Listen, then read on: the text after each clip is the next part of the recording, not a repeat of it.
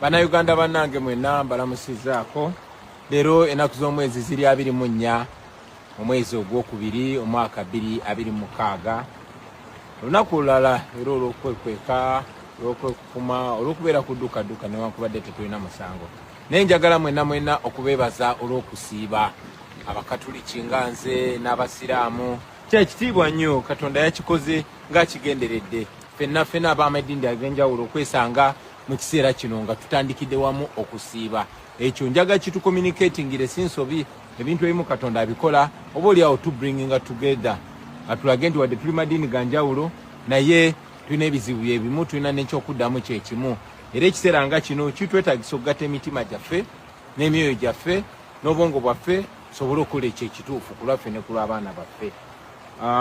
Olunaku lwajjo twayogeddeko ne Paliamenti y'omukago gwa Bulaaya, European Union Parliament, era ne twanja ensonga zaffe newankubadde Paliamenti eyo yabadde eyise ambasada wa Uganda mu European Union.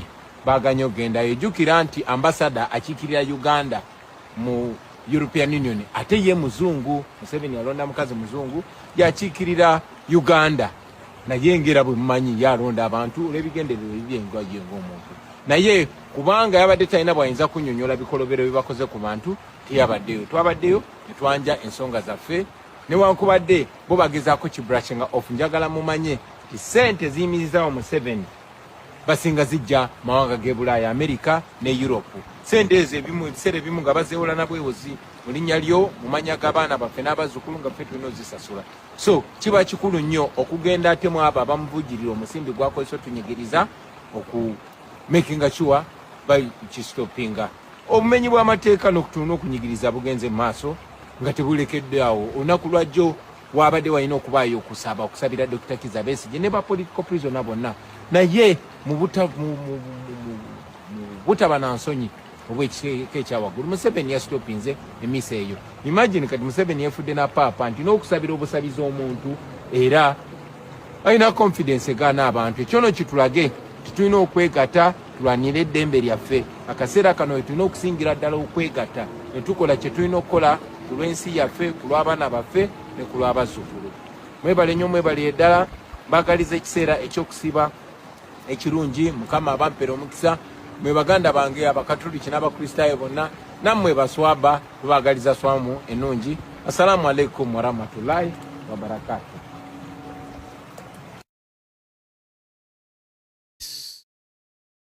Etsivi owennyini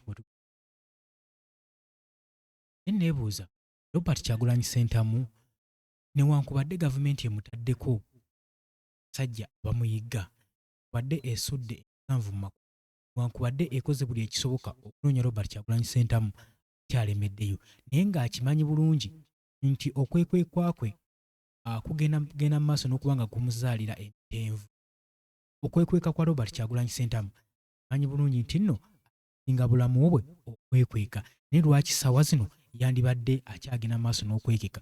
Kyekibuuzo kigenda eri nze naawe.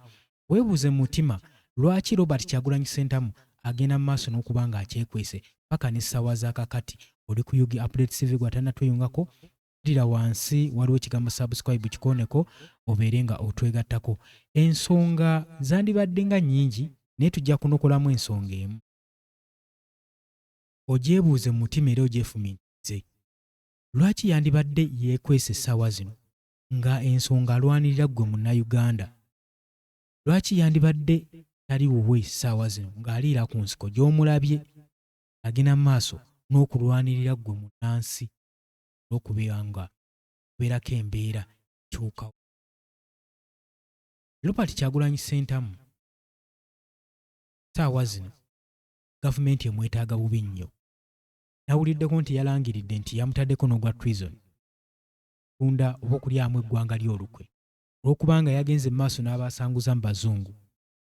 Agamba mukimanyi bulungi olunaku olw'eggulo yabadde mu European Parliament agenda mu maaso n'okusabumira, naye omugenyi yabadde aluubirirwa okubeerayo mukyala ambasada w'eggwanga lya Uganda baaganye alabikeko. Nanga kino Museveni yakikoze kagenderere. agamba Museveni olaba atuuka ku extent eremesa bannaddiini okuteekawo okusabira eri abantu, kitegeeza munnayuganda dikiteeta, kitegeeza agolokose omulundi omulala. Kitegeeza Museveni atandise okulaga enkola ze nga dikiteeta omutuufu nnyini. Bino ebyokwesiba akatambaala n'ebyokwesiga akazigo yagambye wannyo waawo abisudde mu guluka, atandise bikola ki leere.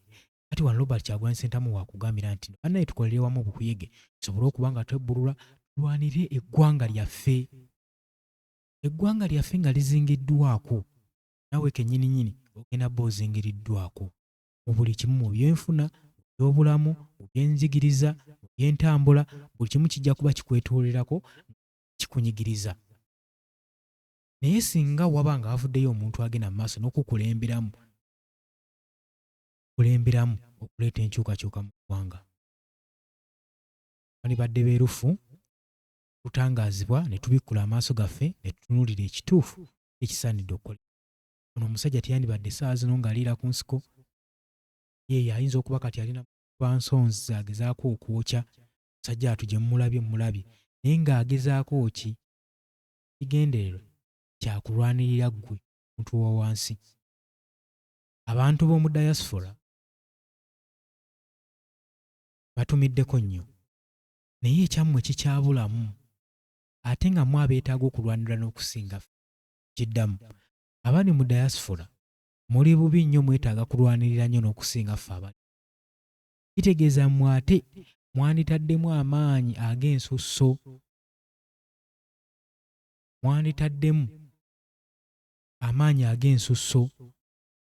okusobola okulaba mulwanirira eggwanga lisobole okuddizibwa mu mikono emituufu. So bwe tuba nga tukubye wano nga tugenze mu maaso n'okuba nga tukubyewo ka meeting wano kumpi, tubagamba nti bannaye twetaagayo ssente z'ebyuma bino, twetaagayo weekiti. Temutusuuliriranga, tukolere wamu obukuyege, kuba kati ekisinga otusumbuwa byuma, sisitimu ze tukozesa okuba nga tuweereza ebigambo by'enkyukakyuka. Nammwe siganye musheyalinga, mukomentinga, naye tuba twagala gamba omutindo, eddoboozi lino litambule wala nnyo liwulikike, litambuze, kubanga baganda baffe mwe abasinga okubeera obubi. Muli Bulaaya, muli ku kyeyo, basinga wano mutya n'okulinnya ewammwe ku butaka. Olinzerinze enkyukakyuka w'enaatuukira osobole okuba ng'odda ewammwe ku butaka. Kati gwe njogera naawe, kyonna ky'osobodde koowoola tusobole okuba nga tuzimba omukutu guno, okufuna sisitimu zitegeerekeka, tusobole okubaweereza n'omutima guddewo. Ti ngenda mu maaso n'okutumira nammwe nnabawaddeyo, batuyambyeko oze ku contribution y'ebyuma bino. Tukyalina olugendo lw'amaanyi, ky'onooba oleese nagamba osobola okugenda awo kyano yaffe, namba y'essimu weerina oyita ku mukutu gwa WhatsApp n'otterayo obubaka oba osobola okujja mu comment section, era obubaka ojja kuba osobola obufuna. Nakina ky'onooba oyagala tubuuza mu contribution eno egenda mu maaso. Mwenna abagenda mu maaso n'okuteekayo amaloboozi agaleeta enkyukakyuka, abanja bannammwe mu media, nammwe mbeebaza, mukola omulimu ogw'amaanyi. Si byangu kubanga mutawaanyizibwa data, buli kimu ebintu nga mubimanyi, naye kaakati ffe twewaddeyo okuba nga tukola ki? Tutambuza ekigambo ky'enkyukakyuka kisobole okuba nga kituuka ku buli munnansi. Tetugenda bavaamu bannaffe abali e Bulaaya, nammwe temutuvaamu. Leka tukolere wamu tutambuze ekigambo. Bannange muli bubi otusinga. Oyinza obba kale ggwe yagendayo mu bulungi, oli bulungi, naye abantu abasinga bava wano mu ggwanga lyabwe Uganda ne bagenda e Bulaaya si lwakuba nti baagala, ne bagenda ku ddungu si lwakuba nti nno baagala. Embeera ebasukkulumako nga mu ddungu balaba wakiri ewaka. Omanyi omuntu w'otuukira okulabira nga eddungu likiri ewaka n'ogenda n'obonaabonera eno, naye nga ogamba sitogenda kubonaabona, ate okubonaabonera wano mu ggwanga lyo kyo kiralamu nnyo. Abantu bammwe nammwe tubassaamu nnyo ekitiibwa, koza omulimu ogw'ettendo. Bagenda mu maaso n'okubanja, bagenda mu maaso n'okwekalakaasa n'okuprotestinga ku ebyo ebitagenda bulungi mu ggwanga lyammwe Uganda. Mukolera ddala ekintu eky'amaanyi. Oli ku Yugi Update TV sinza oba nga otuwuliriza. Tegeeza ggwe atanaba kuba nga otweyungako, kkirira wansi waliwo ekigambo subscribe kikooneko nga otwe. Ali emitala w'amayanja nammwe mbalamusizzaako nnyo ng'edde obbalamusaako. abula kyenkutegeeza nti gwe amaze okusubscribinga weerabirako na mukadde kirya wansi waliwo akadde kakooneko nagamba akadde ako kuyambako nnyo okukuleetera notification message walaatinga singa wabaawo information ezze ng'omukwano gwange njagala otambuze eno message ya pulezidenti esobole okuba ng'etuuka baagaliza olunaku olulungi baagala nnyo mweraba